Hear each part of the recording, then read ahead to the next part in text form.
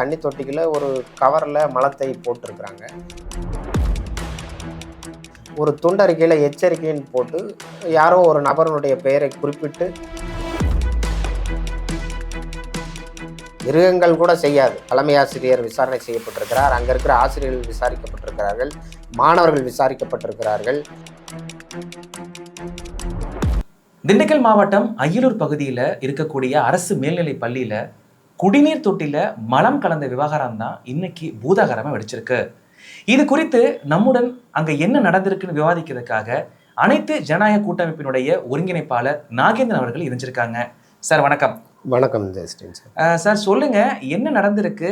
ஒரு பள்ளி குடிநீர் தொட்டியில மலம் கலந்த விஷயம் கேட்கும் பொழுதே ரொம்ப அதிர்ச்சியா இருக்கு. அங்க என்னதான் நடந்தது கொஞ்சம் விரிவா சொல்லுங்க. ஆக்சுவலாக அன்னைக்கு தண்ணீர் தொட்டியில் மலம் கலந்திருக்கான செய்தியை போய் பார்க்கும் பொழுது தண்ணி தொட்டிக்குள்ள ஒரு கவரில் மலத்தை போட்டிருக்கிறாங்க. ஒரு துண்டறிக்கையில் எச்சரிக்கைன்னு போட்டு யாரோ ஒரு நபருடைய பெயரை குறிப்பிட்டு ஏதோ தனிப்பட்ட நபர்களுடைய பிரச்சனைகளை யாரையோ மாட்டி விடுவதற்காக ஒரு அரசியல் உள்நோக்கத்தோடு அந்த பகுதியில் இருக்கக்கூடிய தனிநபர்களுடைய விரோத போக்குக்காக அவர்களுக்குள்ள பழிவாங்குகிற ஒரு நோக்கத்தோடு பள்ளி குழந்தைகள் படிக்கின்ற அந்த பள்ளிக்கூடத்தினுடைய குடிநீர் தொட்டியில் மலம் கலந்திருக்கிற செயல் என்பது மிகவும் கண்டிக்கத்தக்க செயல். இதற்கு எந்த ஒரு சாதி ரீதியான இது பிற காரணங்கள் எதுவுமே கிடையாது. பிற காரணங்கள் எதுவும் கிடையாது. தனிப்பட்ட நபர்களுடைய அவங்களுக்குள்ள இருக்கிற அந்த பிரச்சனையில அவர்களை மாட்டி விடுவதற்காக இவர்களே யாரோ இருதரப்பில் யாரோ ஒருவர் தான் இந்த செயலை செய்திருக்கணும். ஒரு மனசாட்சி வேணாமா? தனிப்பட்ட நபர் மீது பிரச்சனை இருக்குது அப்படின்னா பள்ளி மாணவர்கள் 200 பேர் படிக்கிறாங்க. அந்த பள்ளியில 213 பேர் மொத்தம் படிக்கிறாங்க. அங்க போய் இந்த மாதிரியான செயலை செய்யறதுக்கு எப்படி அவங்களுக்கு என்ன வருது?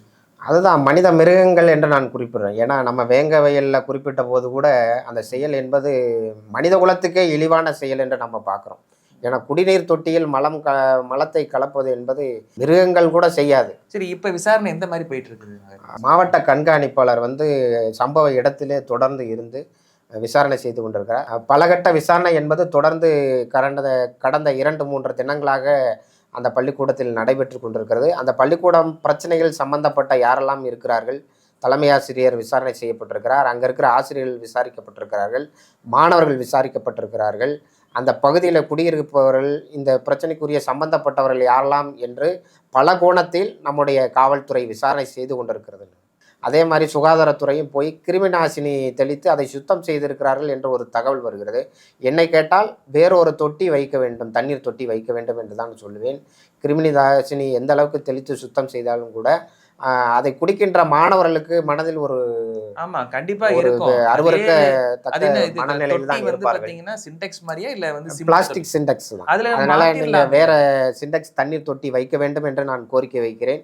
தனிப்பட்ட காரணமா இருந்தாலும் சரி, சாதி ஒடுக்குமுறைக்காக இருந்தாலும் சரி, இந்த மாதிரியான செயல்கள் நடக்கக்கூடாதுன்னு தான் நாமளும் தெரிவிக்கிறோம். மிக்க நன்றி நாகேந்திரன். மிக்க நன்றி ஜஸ்ட்.